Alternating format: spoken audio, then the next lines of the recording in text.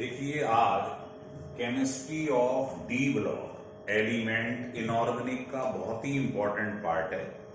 तो D block को transition element कहते हैं या कॉइनेज मेटल कहते हैं, क्योंकि ज्यादातर जो कॉइन बनते हैं, सिक्के बनते हैं, वो इसी ब्लॉक के अंदर आने वाले एलिमेंट जैसे गोल्ड, सिल्वर, आयरन, जिंक इनसे बनते हैं, इसलिए इनको कॉइनेज मेटल भी कहते हैं। सवाल है इनको ट्रांजिशन एलिमेंट क्यों कहते हैं, वो भी आपको बताएंगे, है ना। तो ट्रांजिशन मेटल की सबसे इंपॉर्टेंट कैरेक्टरिस्टिक्स ये है, देखो, the transition element are those elements which have incompletely filled या पार्टली फिल्ड डी सबशेल। ये है मेन इंपॉर्टेंट चीज। जैसे आप जब कॉन्फ़िगरेशन करेंगे तो ये पाएंगे कि जो लास्ट से पहले वाला शेल है डी वाला, वो इनकम्प्लीट होता है। डी में मैक्सिमम कितने भर सकते हैं आप? 10। 5 ऑर्बिटल होती हैं, तो मैक्सिमम सब में 2-2 भरेंगे तो 10 भर सकते हैं, लेकिन इसमें 10 होते नहीं है। ये इनकम्प्लीटली होता है लास्ट से पहले वाला शेल डी वाला, इसलिए इसको क्या बोलते हैं? Transition element. तो ट्रांजिशन एलिमेंट वो होते हैं जिनका लास्ट से पहले वाला डी सबशेल इनकम्प्लीट होता है, ठीक है। लेकिन सवाल ये है, ये तो इसकी कैरेक्टरिस्टिक्स है, इसे ट्रांजिशन एलिमेंट क्यों कहा जाता है? तो देखो, द नेम ट्रांजिशन, ये शब्द क्यों पड़ा है? ट्रांजिशन का मतलब होता है चेंज हो रहा है, क्योंकि आप जानते हो जब इसे आप पीरियोडिक टेबल बनाते हो ऐसे करके, एक रफ आइडिया दे रहा हूं।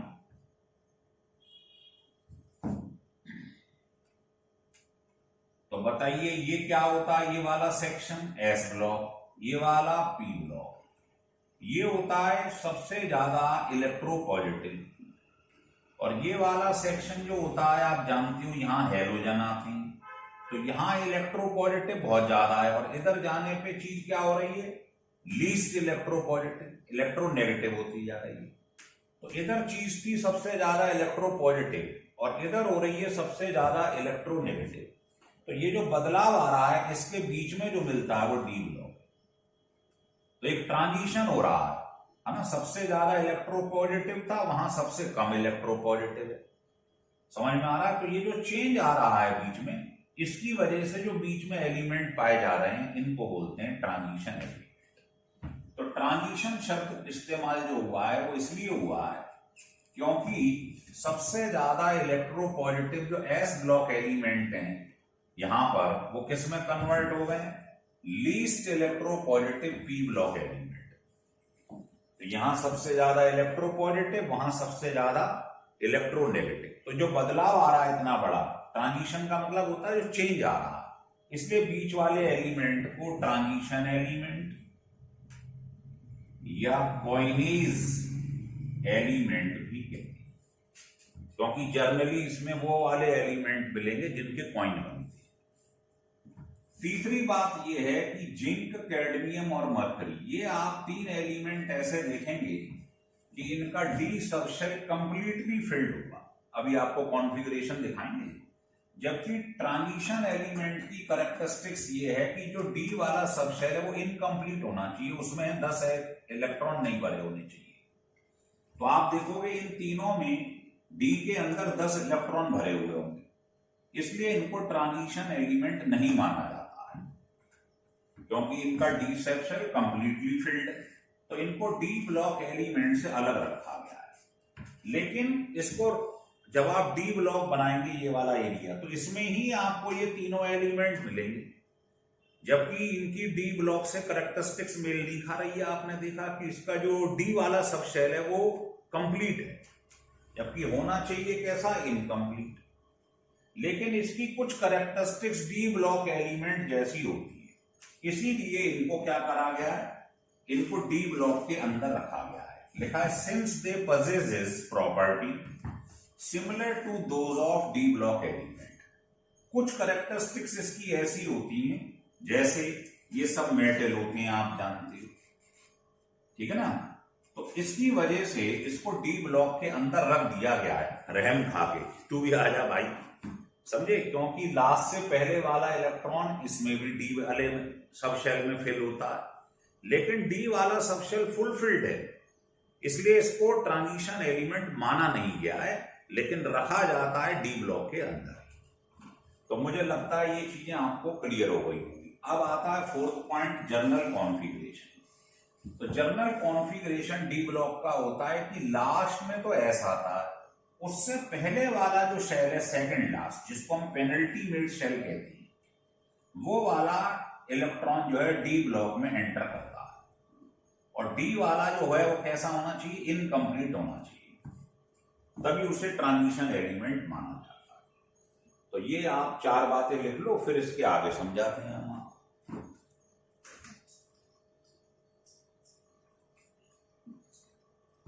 चलिए,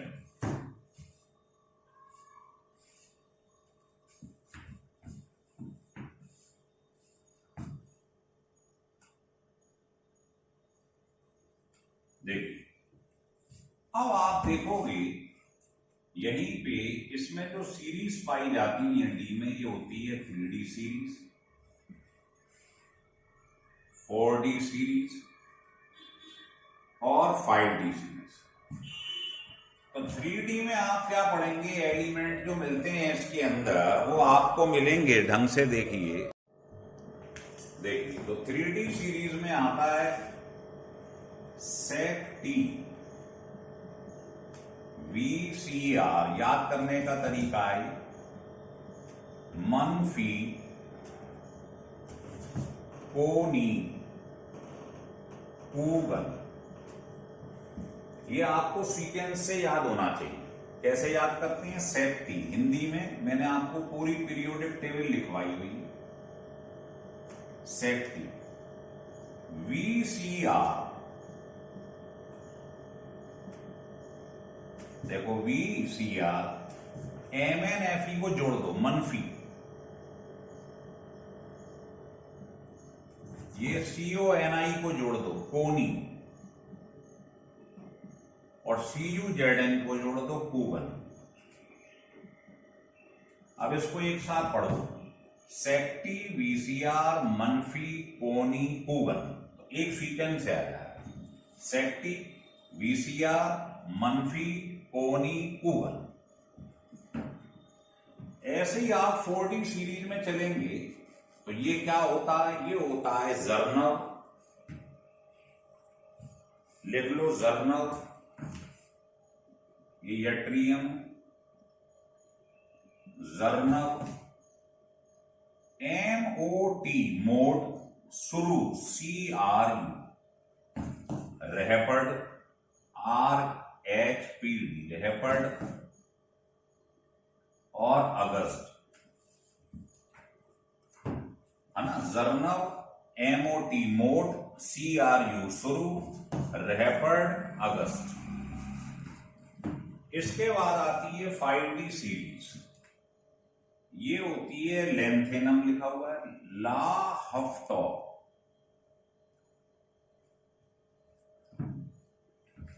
रियोस, इरपट, अहज।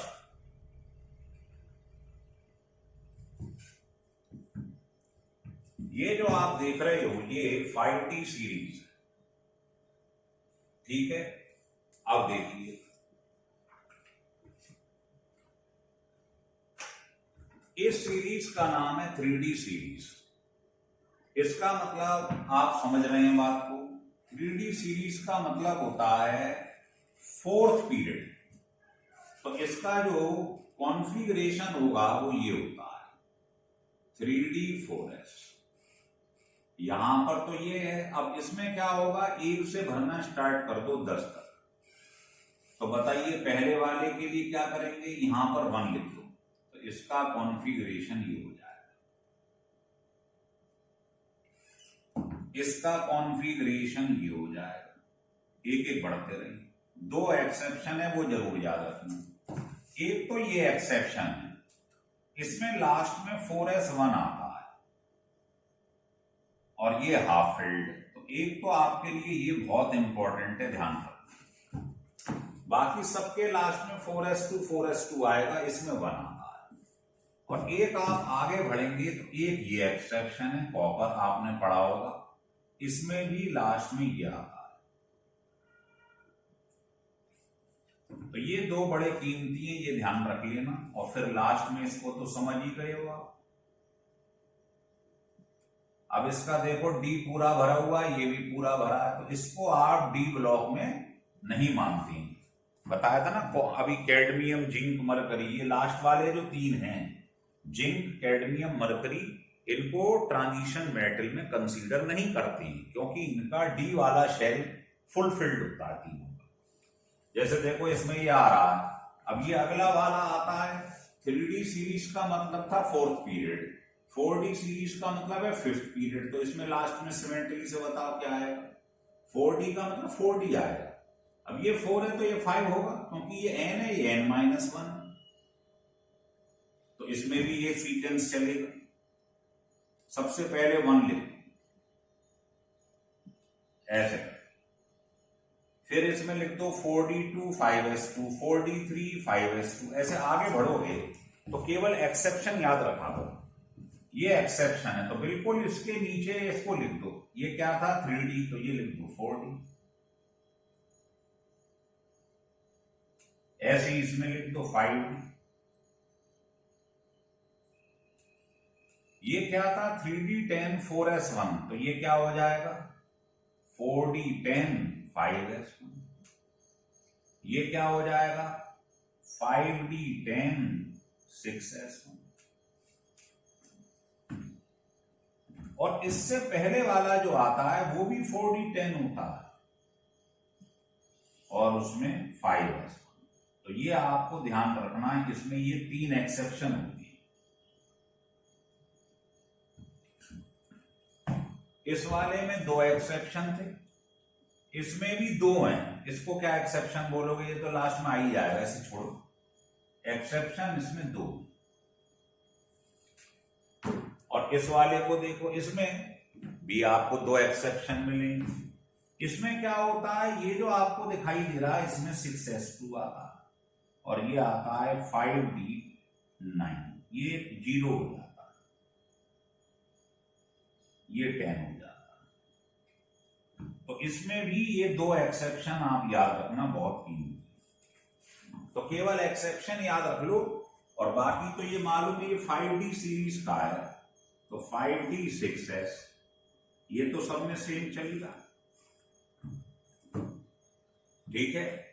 और ये आपको ध्यान रखना है कि इसके और इसके बीच में, इसका एटॉमिक नंबर है 57, इसका होता है 70 कितना 2, तो 14 एलिमेंट जो बीच में आ रहे हैं वो आप देखोगे वो आती है लेंथेनाइट सीरीज। लिख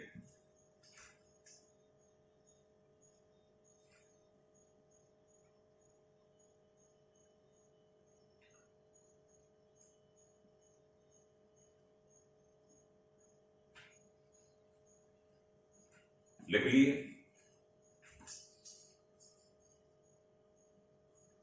देखिए,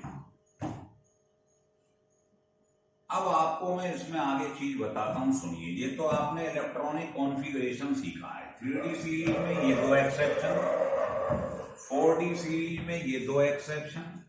और इसको याद रखने का तरीका है कि कॉपर में आपको याद है 4s1 आता है, तो इसको नीचे जो आ रहे हैं बिल्कुल सिमेट्री से लिख दो। ये हो गया 3D10, ये हो गया 4D10 5s1, ये 5D10 6s1। तो याद आपको केवल ये और ये रखना है बस। और ये जरूर ध्यान रख लें कि इसके बीच में देखो आप 57 से 72 आ गया, तो जो 14 एलिमेंट होते हैं वो कहां मिलते हैं? F ब्लॉक में, लेंथेनाइट सीरीज। इसीलिए आप आगे चल के पढ़ोगे कि लेंथेनाइट कॉन्ट्रैक्शन शो करेगा, है ना। हटा दें इसे।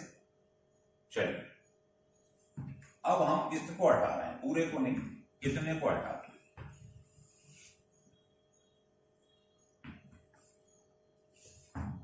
लिख लो, इसको भी दोबारा से लिख दे रहा हूं, थोड़ा साफ साफ समझाएंगे। अब हेडिंग डाल दो जर्नल प्रॉपर्टीज। तो पहला हम लेने जा रहे हैं एटॉमिक रेडियस, बहुत ही इंपॉर्टेंट ये लेने जा रहे हैं। तो इसमें आपको मालूम ही है 3D सीरीज में कौन आता है। अब तो सीख गए हो आप, सेक्टी, VCR, मनफी, पोनी, कोवन, ये याद करने का तरीका बता दिया गया है। अब इसमें क्या है कि जैसे ही आप अलोंग द पीरियड जाएंगे तो एटॉमिक रेडियाई पे क्या होगा देखिए। जब आप यहां से लेकर यहां तक जाएंगे आगे, तो आप देखेंगे दो फैक्टर काम कर रहे हैं, उन्हें समझ। पिछली वीडियो में बताया था पीरियोडिक टेबल में, इस समय जेड इफेक्टिव जो होता है वो ज्यादा होता है स्क्रीनिंग इफेक्ट से।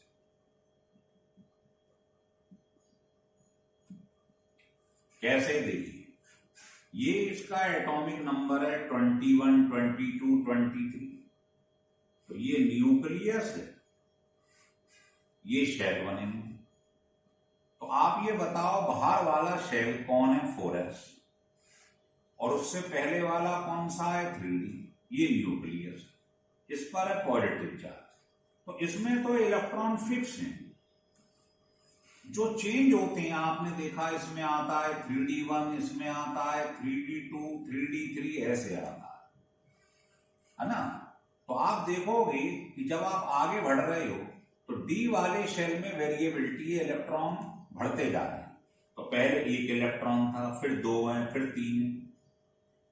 तो होता क्या है, बाहर वाले शेल के इलेक्ट्रॉन्स को न्यूक्लियस अपनी तरफ खींचता है। तो जो फोर्स ऑफ अट्रैक्शन काम कर रहा है उसे बोलते हैं Z effective, force of attraction. किसके बीच में, न्यूक्लियस और आउटर मोस्ट शेल इलेक्ट्रॉन।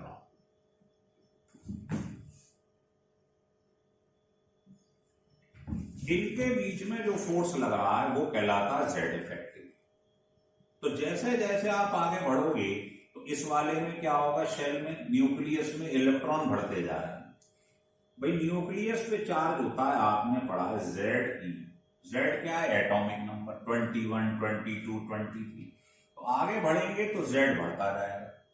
तो जेड बढ़ेगा तो फोर्स ऑफ अट्रैक्शन बढ़ेगा, है ना। तो जेड इफेक्टिव बढ़ता जाएगा। लेकिन अब दूसरे पे आ जाए, अंदर वाले शेल में जो 3D में भरे हुए इलेक्ट्रॉन है वो क्या हो रहा है, आगे जाने पे धीरे धीरे बढ़ते जा रहे हैं।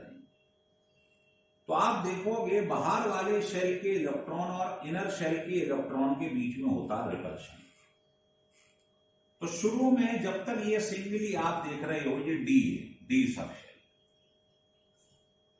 इसमें एक इलेक्ट्रॉन एक एक एक एक बढ़ते जा रहे हो आप। तो जब तक यहां से यहां तक आओगे, इसमें क्या होता है, 3D5 एक्सेप्शन होता है। तो जब तक 1 से 5 इलेक्ट्रॉन तक भरेंगे आप, तब तक जो इसका रिपल्शन इसके संग हो रहा है वो बहुत कम होता है। इसीलिए लिखा है कि आगे यहां से यहां तक जाने में जेड इफेक्टिव ज्यादा है। और जो स्क्रीनिंग इफेक्ट होता है वो क्या होता है, कोई पूछे, स्क्रीनिंग इफेक्ट या इसको शील्डिंग इफेक्ट भी कहते हैं।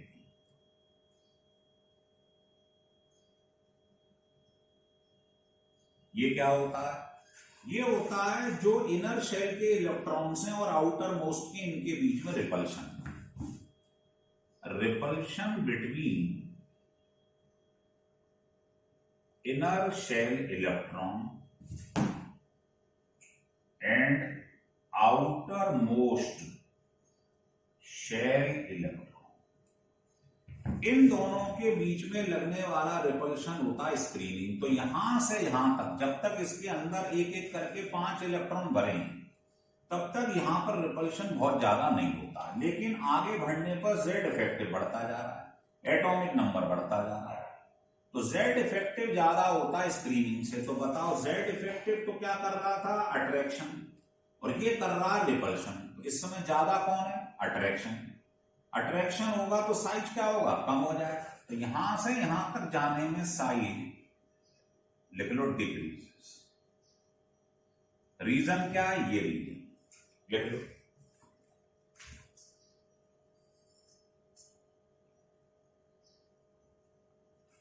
लिख लिए। लेकिन अब आप जैसे ही आगे बढ़ेंगे यहां से लेके यहां तक, तो बताओ इसके बाहर क्या आता है? 3d6, 3d7, 3d8। तो जब इसके अंदर 3d वाले में और इलेक्ट्रॉन भरना स्टार्ट हो जाते हैं, 6, 7, 8, तो धीरे धीरे इसका स्क्रीनिंग इफेक्ट भी बढ़ने लगता है, मतलब रिपल्शन बढ़ने लगता है। और जेड इफेक्टिव भी बढ़ रहा है लेकिन स्क्रीनिंग भी बढ़ रहा है। तो इन तीनों के लिए जेड इफेक्टिव जो होता है वो स्क्रीनिंग इफेक्ट के बराबर होता है। इसलिए आप देखोगे जो अट्रैक्शन वाली शक्ति है वो रिपल्शन वाली शक्ति के लगभग बराबर है। तो साइज जो है ऑलमोस्ट सेम मिलेगा, क्योंकि जो रिपल्शन है वो अट्रैक्शन के बराबर है। जेड इफेक्टिव का मतलब अट्रैक्शन, स्क्रीनिंग का मतलब रिपल्शन। लेकिन और आगे जब जाओगे तो इसमें 9 और 10 मतलब ये कंप्लीटली फिल्ड हो जाएगा। जितने डी में इलेक्ट्रॉन भर सकते हो कमांडो भर दिया आपने, तो क्या बाहर वाले इलेक्ट्रॉन को ये अट्रैक्ट होने देगा? नहीं। अब रिपल्शन मैक्सिमम हो जाएगा, मतलब जेड इफेक्टिव कम होगा, स्क्रीनिंग ज्यादा हो जाएगा। तो इन दोनों के केस में क्या आता है? यहां डी कंप्लीटली फिल्ड होता है, तो स्क्रीनिंग इफेक्ट ज्यादा हो जाता है जेड इफेक्टिव से। तो स्क्रीनिंग मतलब रिपल्शन, तो साइज बढ़ना चालू हो जाए। तो ये बहुत ही इंपॉर्टेंट क्वेश्चन है कि अलोंग द पीरियड शुरू में साइज कम हो रहा है, फिर सेम रह रहा है, फिर बढ़ता जाता है। कारण ये है, कारण जेड इफेक्टिव और स्क्रीनिंग। लिख लो।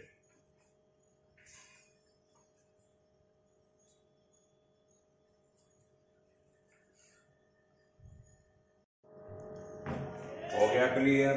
अब आपने इसमें क्या देखा है?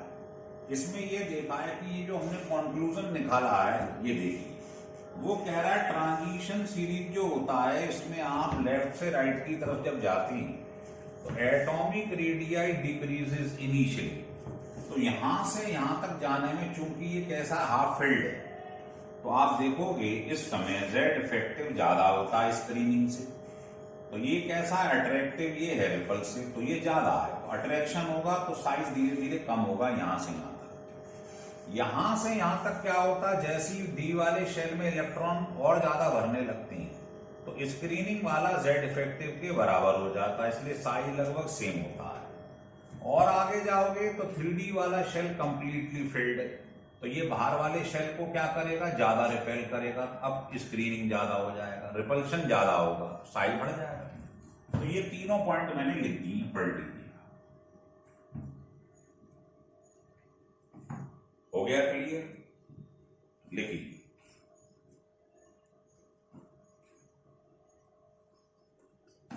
अब इसमें क्या है? अभी तक तो आप बात कर रहे थे अलोंग द पीरियड।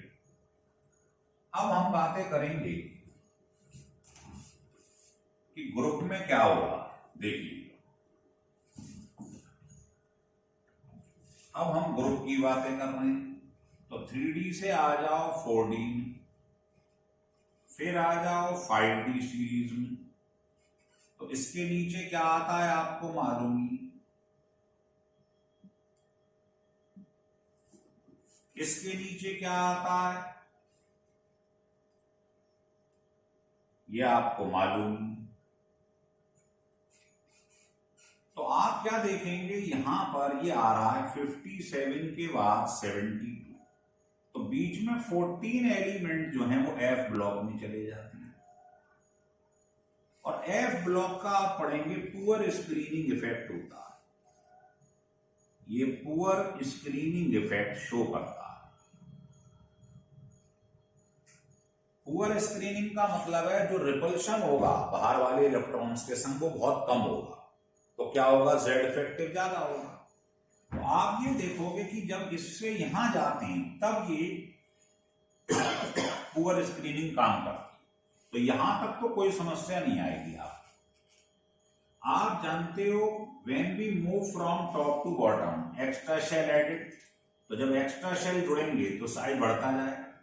तो ये इसमें कोई एक्सेप्शन नहीं है, नीचे जाने पे साइज बढ़ेगा क्योंकि एक्स्ट्रा शेल जुड़ते जा रहे हैं। ठीक है, तो साइज जो है इसका बड़ा हो जाएगा, फिर इसका, फिर इसका, ये तो ठीक है। तो ये 3D सीरीज में 4D 5D ऐसे चलता है। लेकिन आप इसके आगे जैसे ही बढ़ेंगे इसके बाद, अब देखिए, तो यहां से यहां तक जाने में तो एफ ब्लॉक की एंट्री नहीं हो रही, तो यहां से यहां तक जाने में एक्स्ट्रा शेल जुड़ रहा है, मतलब साइज बढ़ रहा है। लेकिन जैसे ही यहां पर जाते हो आप, तो आपको बताया इनका क्या होता है, एफ ब्लॉक में एंट्री होती है। इसका मतलब क्या है, इसमें पुअर स्क्रीनिंग हो जाती है। स्क्रीनिंग पुअर होगी, इसका मतलब क्या है, जेड इफेक्टिव ज्यादा होगा स्क्रीनिंग इफेक्ट से। तो नीचे जाने पर आप जानते हैं क्या होता है, साइज बढ़ता है। लेकिन यहां से यहां जाओगे या यहां से यहां जाओगे तो क्या होगा, यहां पर क्या काम करता है, पुअर स्क्रीनिंग, जिसकी वजह से क्या होगा, अट्रैक्टिव फोर्स बढ़ेगा।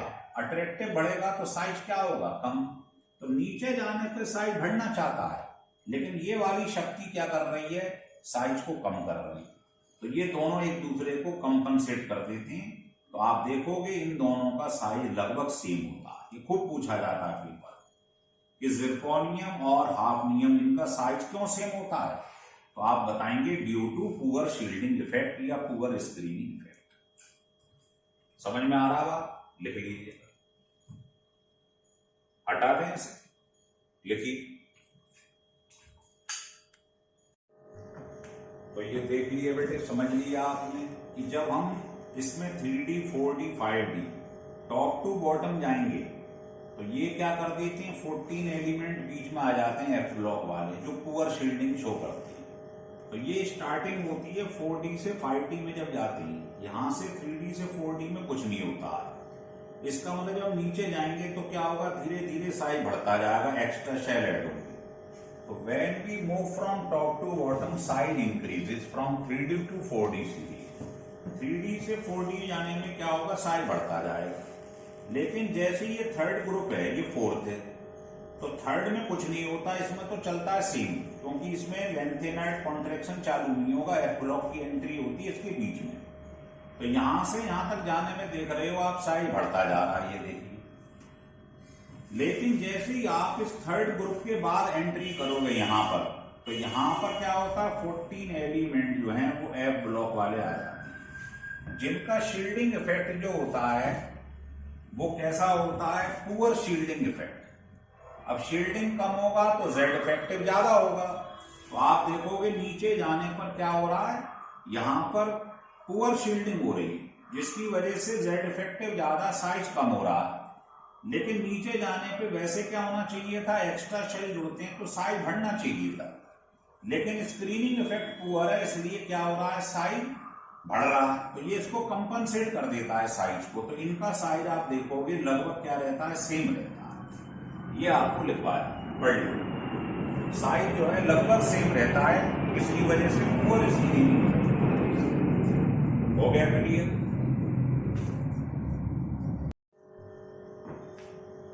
अब देखिए तीसरा पॉइंट। तो आपने दो देख लिए, पहला एटॉमिक रेडियाई और दूसरा आयोनाइजेशन एनर्जी। तीसरी कैरेक्टरिस्टिक्स है metallic character and enthalpy of atomization. Metallic character and enthalpy of atomization. देखो सारे के सारे ट्रांजिशन एलिमेंट मेटल होती है, इन तीनों को छोड़कर। क्यों, ये मैंने आपको बता दिया था, क्योंकि जिंक, कैडमियम और मरकरी जो है, इनका डी शेल जो होता है वो कंप्लीटली फिल्ड होता है, ध्यान है। और जिनका डी वाला शेल कंप्लीटली फिल्ड होगा वो ट्रांजिशन एलिमेंट नहीं कहलाएंगे, क्योंकि ट्रांजिशन एलिमेंट वो होता है जिनका डी शेल इनकम्प्लीट। तो समझ में आ गई बात। इनको छोड़कर सबके सब क्या होते हैं, मेटल होते हैं। वो कह रहा है क्योंकि देखो इनका जो है मैंने आपको बता दिया ये शेल क्या होता है, कंप्लीट होता है, इसलिए इनको डी ब्लॉक एलिमेंट में नहीं मानते। लेकिन जो डी ब्लॉक वाले होते हैं आपने पढ़ा है, due to having unpaired electron in a d subshell. आपको मालूम है जब डी वाला इनकम्प्लीट होगा, जैसे ये डी में 5 सबशेल है, इस सबशेल में 5 ऑर्बिटल है, अब इसमें मान लो 6 भरे होंगे, 5 1 6, तो 4 क्या होगा अनपेयर्ड। अगर मान लो डी वाले सबशेल में 5 इलेक्ट्रॉन है तो 5 अनपेयर्ड हो गए। तो जब भी डी सबशेल इनकम्प्लीट होगा तो उसके अंदर अनपेयर्ड इलेक्ट्रॉन जरूर होगा, और नंबर ऑफ अनपेयर्ड इलेक्ट्रॉन जो होती ये डायरेक्टली प्रोपोर्शनल होती किसके, एमपीवीपी के, हार्डनेस के या रिजिडनेस के, कंडक्टिविटी के। तो इसी की वजह से है ना, क्योंकि इसमें क्या होता है अनपेयर्ड इलेक्ट्रॉन होते हैं, इसीलिए सारे मेटल डेंसिटी हाई, हार्डनेस ज्यादा, एमपीवीपी ज्यादा, टेंसाइल स्ट्रेंथ ज्यादा, इलेक्ट्रिकल और थर्मल कंडक्टिविटी। किसकी वजह से, due to having unpaired electron. जितने ज्यादा अनपेयर्ड होंगे उसका एमपीवीपी, हार्डनेस, कंडक्टिविटी उतनी ज्यादा होगी। क्लियर है? चलिए अब इसमें ये देखो, यहां लिख देता हूं, due to having unpaired electron, और ये किसमें होता है generally, d block element. D block element जितने होंगे उनमें अनपेयर्ड इलेक्ट्रॉन जरूर होगा। तो उसकी वजह से इसमें 5-6 कैरेक्टरिस्टिक्स आ जाती हैं। क्या?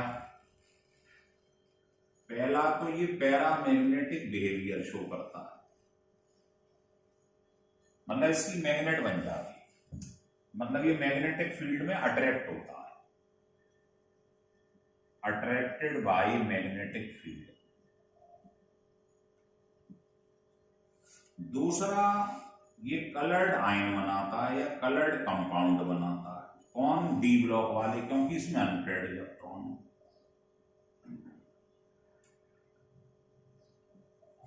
तो जिसमें भी अनपेयर्ड होगा वो कलर्ड आयन बनाएगा। तीसरा, कॉम्प्लेक्स कंपाउंड बनाएगा।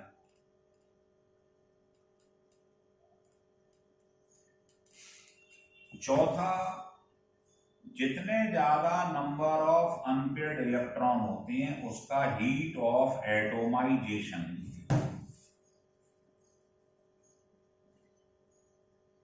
उतना ज्यादा है, मतलब मॉलिक्यूल को एटम में तोड़ना हो तो उतनी ज्यादा एनर्जी लगेगी।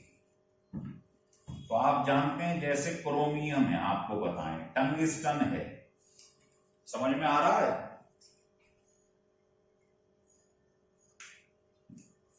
लिख लो। और मॉलिब्डेनम है, इसमें सबसे ज्यादा अनपेयर्ड इलेक्ट्रॉन होते हैं, maximum number of unpaired electron. पूरे डी ब्लॉक में सबसे ज्यादा अनपेयर्ड इसके अंदर होते हैं, कितने? 5, और 5 से ज्यादा अनपेयर्ड तो हो नहीं सकती। इसीलिए ये तीनों के तीनों सबसे ज्यादा हार्ड होते हैं, हार्डेस्ट मेटल।